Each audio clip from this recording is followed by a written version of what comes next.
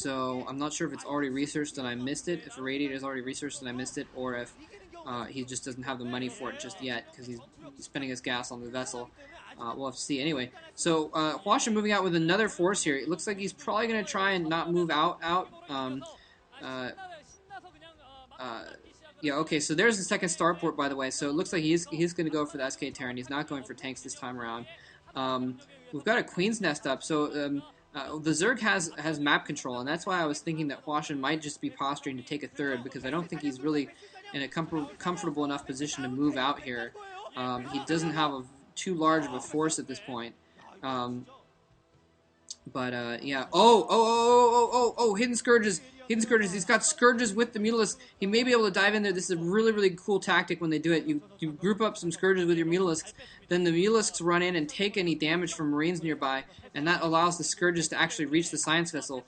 It may not work if he doesn't attack with some Zerglings at the same time, because there's a lot of Marines there.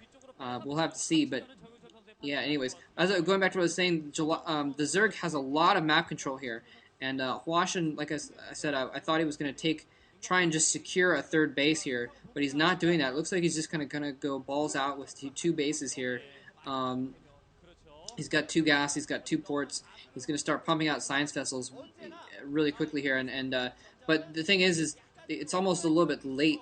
Well, not late, but it's later than it could have been, because the Zerg is going to have Hive Tech in a minute, and really when the Hive Tech is out, you want a few goodly science vessels out with a decent amount of energy in them, that sort of thing. And he's only going to have 2 at this point once that Hive pops, maybe 3. Oh, I guess by the time any Hive Tech actually gets out, because by the time he builds the Ultralisk Cavern or the Defiler Den or anything like that, he'll have a few vessels out, assuming he doesn't lose them. Oh, what are you doing, camera people? Don't turn away from that. Go into the crowd when there's Scourges flying in the science vessel. He does use that trick, and he picks off 1 science vessel. So very nicely done. So if he can do that, and it's only the second science vessel, not the first. The first one is pretty crucial, because that really keeps, if you can get that first science vessel, that really keeps the Terran player in their base. Still, keeping the science vessel count low early on is going to be the key to the Zerg winning this game. If he can do that, if he can keep the science vessel count low, then he'll really, really, really be able to take the late game, which we're moving into at this moment. I mean, it's just, you as a Terran player, you need to conserve your science vessels. I mean, you just need them. And he actually uses an irradiant on 1 lurker there. I mean, what else is he going to use with it, right? But there are going to be defilers out before too long. Jesus, a ton of lurkers just all across the middle of the map. The Zerg is just completely holding this center, taking complete map control here. He is leaving. I guess he's leaving Huashan to do whatever he wants in his half of the map, though, as part of the thing. That's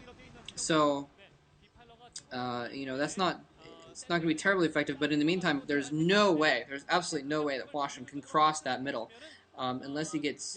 There's no way right now that he can do it. He needs a lot more Marines, or a lot more science vessels, or some tanks, he's slowly irradiating some of those lurkers away, but he's not going to be able to do it fast enough. And I think what the Zerg is probably doing is Huashan actually trying to move in here on the corner of this contain, try and get around the side of it. He loses a lot of Marines in the process. He's actually getting a little bit stuck on the corner of this huge clump. The lurkers are clumping up more, and the Zerg's fighting to try and keep him contained in the middle here. Huashan just running right by that containment, basically, trying to get around the other side, but unfortunately he is going to probably lose this force. No, he's not going to lose it completely. The Zerg backs off a little bit, but Huashan has basically broken this containment. He's in a little bit of a corner with that small force there, but at least he has something to come from, theoretically, from the other side of this middle containment there. He tried to basically go on the very end, kind of the weakest end, the weak end point. And oh, Scourges coming in there. There's a lot of Scourges. Looks like they may. Oh, Huashan, what are you doing? Huashan, no. Huashan moved his science vessels. They were running towards the path of the turrets, and instead he swerved them south. He was trying to outsmart the AI, but he just did it at a horrible angle and actually allowed the Scourges to catch up to him, which just does not help things at all. Now he's getting some siege tanks going, but there's defilers out now, and that's what I was going to say earlier, is I think that the Zerg was basically just trying to buy time by holding Huashan in his side of a base and keep conserving his army until he got defilers out. And now the defilers are out, so I guess it's a good thing that that Huashan disrupted that contain in the middle when he could. But Jesus, just losing those science vessels. Now he's down to like one science vessel, I believe. He has those 2 starports, but if he keeps losing vessels like that, he's going to lose the game in the long run. And again, not paying attention to this little force down here, not going to help. And at least they're there to kill some scourges. Both players not paying any attention to their forces all over the map. Um, in any case, yeah. So it's probably a good thing that he didn't kind of break out at all. He didn't take map control by any means, but he was able to disrupt the containment that he had on him, that the Zerg had on him. So yeah, Huashan in the meantime, it's oh jeez, lots of Marines going down there. So yeah, that swarm I think is going to be Huashan's doom at this point. He's managed to build up 4 science vessels, so that's pretty decent. But still, he's going to be in trouble in the long run here if if he keeps losing science vessels the way he has been.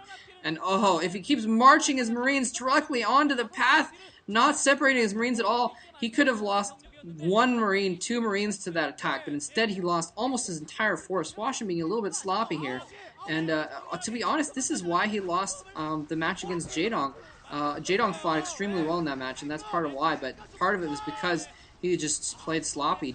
Huashan was playing really well for the first game and a half of that series, and then just got sloppy and just started making a lot of mistakes and threw the game away. And maybe it's a pressure thing or something. I don't know. But the Zerg is definitely taking control of this game now. And Huashan is just he's been making these little mistakes, which he might have been able to afford to make if he had control of the game, but he's just not, nice dematrixing the Marine. Now he's finally microing. Go Huashan, yay micro. Very nicely done. But yeah, he's just still losing control of this, though. Oh, come on, lift it, lift it, lift it! Lift the command center!